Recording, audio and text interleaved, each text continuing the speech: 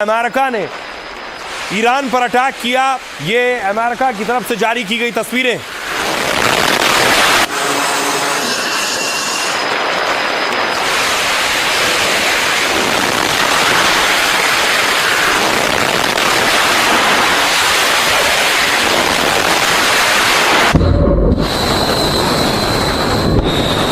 America ने अपने fighter उतार दिए, क्रूज मिसाइलों का इस्तेमाल किया।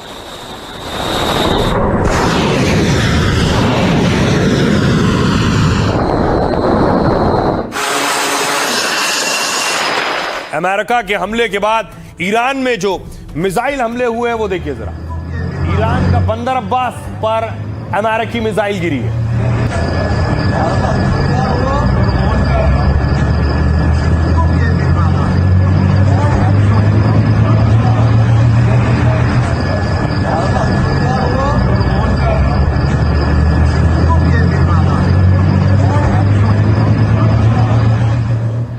और न सिर्फ बंदर अब्बास, कई और जगहों पर अटैक हुए।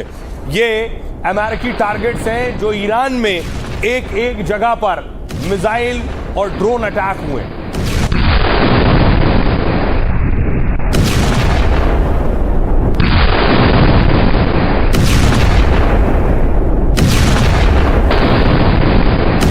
तो जवाब में देखिए, ईरान ने मिसाइल पर पोस्टर चिपकाए, अमेरिका को लूजर बताया है और अमेरिका में ट्रंप कहा है खून से सना हुआ, और फिर मिसाइलें दागी हैं।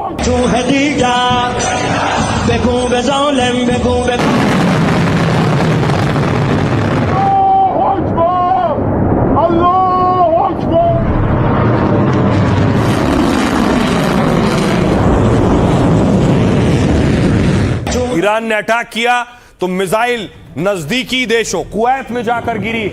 कुवैत पर ईरान ने मिसाइल दागी। उसके बाद आप देख रहे हैं बड़ा धमाका हुआ और धुएं का गुबार।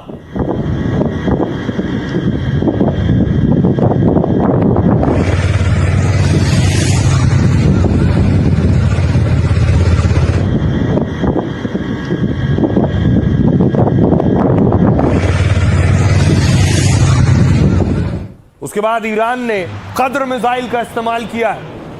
कद्र मिसाइल दागी ईरान ने अमेरिकी ठिकाने जो अरब देशों में।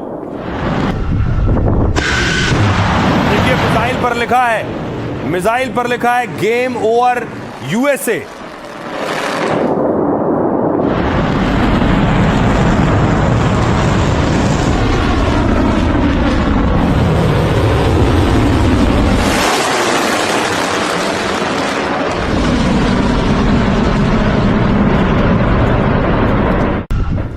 न सिर्फ मिसाइल बल्कि ईरान ने आज भी ड्रोन अटैक किए। ये ड्रोन हमले उन जगहों पर है जिसमें कुवैत, बहरीन और दूसरे देश शामिल हैं।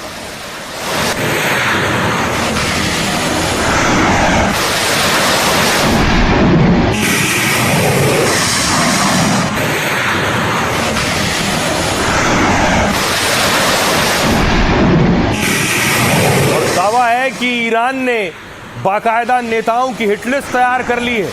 कौन कौन से नेता दुनिया के उनके टारगेट पर हैं। अमेरिका ईरान पर ताबड़तोड़ हमले कर रहा है, लेकिन इसी बीच ईरान से आए एक हिट लिस्ट ने सबको चौंका दिया है। ट्रंप, नेतन्याहू, मैक्रो से लेकर मेलोनी तक इस लिस्ट में टॉप 13 लोगों के नाम हैं। लेकिन इस बीच सवाल यही है कि क्या मुश्तबा वाकई मिशन बदलने का औपचारिक ऐलान कर चुके हैं, या ये ट्रंप को सीधी चुनौती देने का इनडायरेक्ट रास्ता है।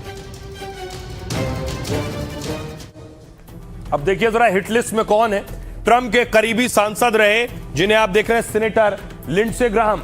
इनकी संदिग्ध परिस्थितियों में अचानक मौत हो गई। इनकी मौत का हवाला देते हुए ईरान कह रहा है उसने टारगेट बना लिया है लिस्ट। उनमें दुनिया के बड़े बड़े नेता कौन से हैं देखिए जरा। उनमें पहला नाम अमेरिकी राष्ट्रपति डोनाल्ड ट्रंप का है ईरान की हिट लिस्ट में। दूसरा नाम बेंजामिन नेतन्याहू का है। इसके अलावा देखिए ब्रिटेन के पीएम कीर स्टारमर, फ्रांस के राष्ट्रपति इमैनुअल मैक्रो टारगेट लिस्ट में। अगला नाम इटली की पीएम जॉर्जिया मेलोनी का है। कुछ और नाम देखिए, जर्मन चांसलर फेडरिक मर्स ईरान के हिट लिस्ट में, मार्को रूबियो अमेरिका के विदेश मंत्री भी टारगेट लिस्ट में, पीट हेग्सेथ अमेरिका के रक्षा मंत्री भी मारे जाने वालों की लिस्ट में है, ईरान ने रखा है उन्हें। विदेश मंत्री इजराइल के गिदोन सार को भी ईरान ने हिट लिस्ट में रखा है। इजराइल काट्स इजरायली रक्षा मंत्री भी ईरान की लिस्ट में है, और इमाल जमीर जो कि चीफ है इजरायली डिफेंस फोर्स के, वो भी हिट लिस्ट में है। दो और नाम, माइकल एरिक कुरेला कमांडर है अमेरिकी सेंट्रल कमांड के, वो ईरानी लिस्ट में है, और माइकल हकाबी इजराइल में अमेरिकी राजदूत है। ये 13 नाम हैं, जिन 13 नामों को हिट लिस्ट में ईरान ने रखा है। अब देखिए जरा ये 13 नामों की हिट लिस्ट बनाई किसने है और आखिर उसकी कितनी वैल्यू है, ये मैं आपको बताता हूं। कुछ दिन पहले ईरानी सुप्रीम लीडर ने बदला लेने का ऐलान किया था। उन्होंने कहा था कि बदला लेना देश की इच्छा है, इसे हर हाल में पूरा करना चाहिए। अब एक ईरानी अखबार ने 13 ताकतवर हस्तियों की लिस्ट तैयार की है। ईरानी अखबार का नाम है हमशहरी की स्किल लिस्ट की चारों तरफ चर्चा है, क्योंकि खबर की हेडलाइन है अचानक मौत के लिए तैयार रहें। इसमें अमेरिकी राष्ट्रपति ट्रंप, इजरायली पीएम नेतन्याहू का नाम है। इसके साथ ही इटली की पीएम मेलोनी समेत यूरोपीय देशों के नेताओं के नाम है। साथ में लिखा है ये अपराधी जिनके नाम लिस्ट में मौजूद हैं, अपने साथ शांति से बिस्तर पर मरने की इच्छा को कब्र में ले जाएंगे। यह लिस्ट तब छपी जब अमेरिकी राष्ट्रपति डोनाल्ड ट्रंप के करीबी सांसद की मौत हुई। दावा यह कि ट्रंप के सांसद लिंडसे ग्राहम की मौत अचानक बीमारी से हो गई, लेकिन कई विपक्षी गुट इसके पीछे ईरान की साजिश बता रहे हैं। ईरानी अखबार में हिटलिस्ट के साथ लिंडसे ग्राहम की मौत का भी जिक्र है। लिखा है मौत ने अमेरिकी इजरायली अपराधियों में डर फैला दिया है। हमशहरी ईरान का रूढ़िवादी अखबार है जो भड़काऊ भाषा के लिए जाना जाता है। इससे पहले भी हमशहरी में छपी कई खबरों पर काफी विवाद हुआ था। सुनिए जरा ईरान के विदेश मंत्री क्या कह रहे हैं और नेतन्याहू क्या कह रहे हैं। होर्मुज में जो कुछ भी हाल की घटनाएं हुई हैं, उसके लिए अमेरिका जिम्मेदार है। अमेरिका ने एमओयू में 14 शर्तों को धीरे धीरे खत्म कर दिया है।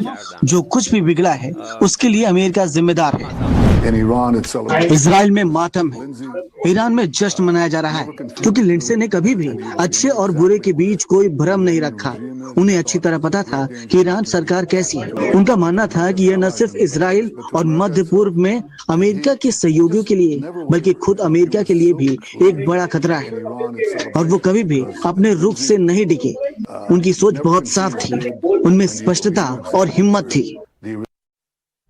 तो मिडिल ईस्ट में अरब मुल्कों में जंग के कई मोर्चे खुले हुए। एक तस्वीर और आई, सऊदी अरब ने यमन पर अटैक किया।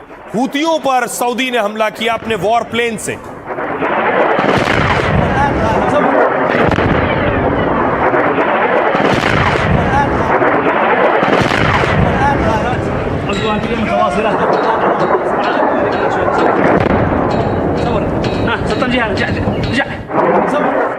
दूसरी तरफ डोनाल्ड ट्रंप ने ट्रुथ पर B-2 बॉम्बर की तस्वीर डाली।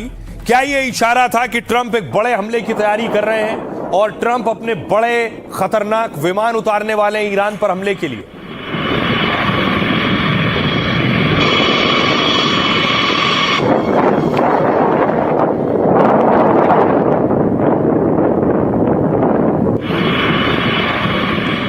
दूसरी तरफ एक चौंकाने वाली खबर आई कि रूस का डूम्सडे तेहरान में उतरा है। डूम्सडे उतारा जाता है जब माना जाता है प्रलय या कयामत आने वाली हो। उस वक्त इस विमान का इस्तेमाल किया जाता है। अब सवाल यह कि रूसी विमान तेहरान में क्या कर रहा था।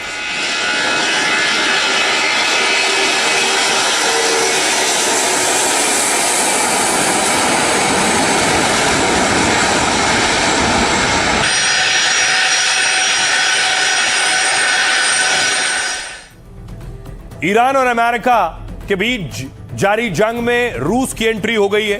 दावा यह कि रूस ने अपना बेहद सुरक्षित डूम्सडे प्लेन तेहरान भेजा है और विमानों की लोकेशन दिखाने वाली वेबसाइट है फ्लाइट रडार ने यह दावा किया है कि यह डूम्सडे प्लेन वहां दिखा है। डूम्सडे प्लेन का मतलब कयामत के दिन इस्तेमाल होने वाला विमान होता है। यह प्लेन हर मायने में बहुत खास है।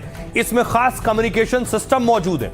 दुश्मन जितना भी नेटवर्क बाधित करे, प्लेन से संचार व्यवस्था बनी रहती है। इसे ऐसे डिजाइन किया गया है जिससे परमाणु हमले का भी कम असर पड़े। और खास बात यह है कि यह विमान हवा में रहकर पूरा ऑपरेशन कंट्रोल कर सकता है, जिससे टॉप लीडर किसी भी वक्त मिसाइल लॉन्च का आदेश दे सकते हैं। इसमें स्पेशल डेटा लिंक है, जिससे अगर कभी संकट की स्थिति आती है तो भी रूस के टॉप लीडर उड़ान के दौरान सेना और सरकार संभाल सकते हैं। डूम्सडे विमान को रूस का स्पेशल फ्लाइट स्क्वाड्रन संचालित करता है। यह यूनिट रूसी राष्ट्रपति के साथ टॉप अधिकारियों के उड़ानों का जिम्मा संभालता है। रूस के पास ऐसे कितने विमान हैं, इसकी जानकारी आज तक सामने नहीं आई, लेकिन साथ ही इस विमान के मिशन के रिकॉर्ड को भी सार्वजनिक नहीं किया जाता है। अमेरिकी हमले के बीच जिस तरह रूस ने तेहरान में विमान की तैनाती की है, दावा है कि रूस अब पूरी तरह से क्या जंग में उतरने वाला है, ईरान के साथ देने की तैयारी कर चुका है। सुनिए जरा क्या कुछ कह रहे हैं इस पर डिफेंस एक्सपर्ट।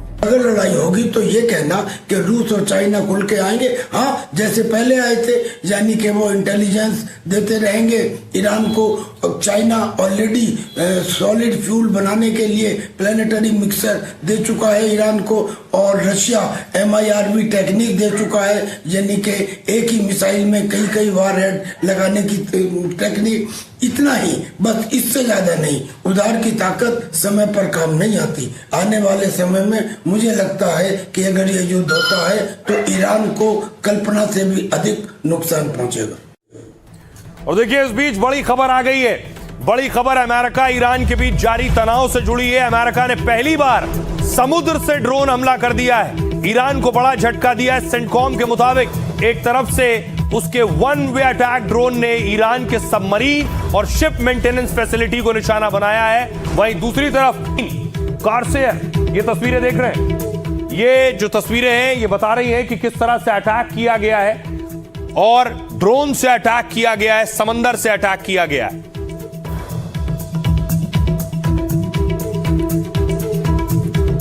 ये सरफेस वेसल्स की मदद से बंदर अब्बास नेवल बेस के पोर्ट पर सीधा वार किया है। दावा है इस ऑपरेशन से ईरान की वो क्षमता कमजोर हुई है जिसके जरिए वो कमर्शियल शिपिंग को निशाना बना रहा था। सबसे बड़ी बात यह कि अमेरिकी सेना ने पहली बार किसी कॉम्बैट ऑपरेशन में सी ड्रोन्स यानी समुद्री ड्रोन का इस्तेमाल किया है।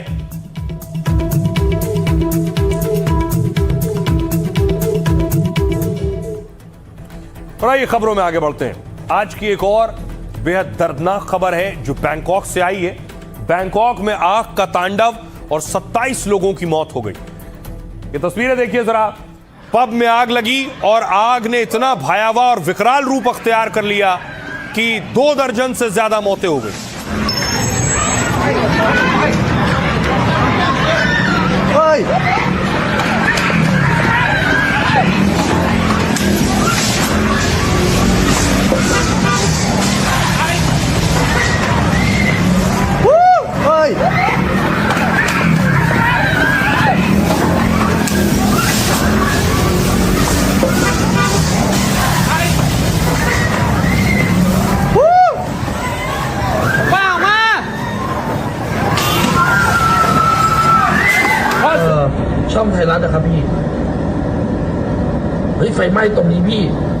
अब आग लगने के बाद सोचिए वहां क्या मंजर था। चारों तरफ लाशें बिखरी थी, लोग बेहोश थे, दम घुटने से लोग बेहोश हुए बहुत से। देखिए जरा, CPR दिया जा रहा है।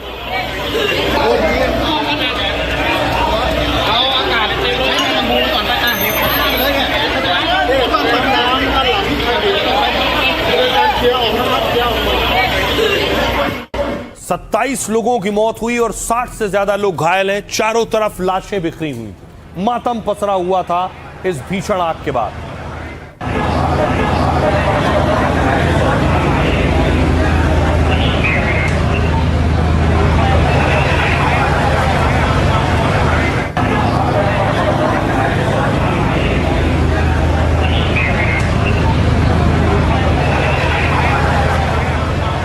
और आइए अब आपको दिखाऊं उस पब का हाल क्या है जिसमें आग लगी थी। पूरी तरह से जलकर राख हो गया है। जिस वक्त आग लगी उस वक्त यहां दर्जनों लोग मौजूद थे।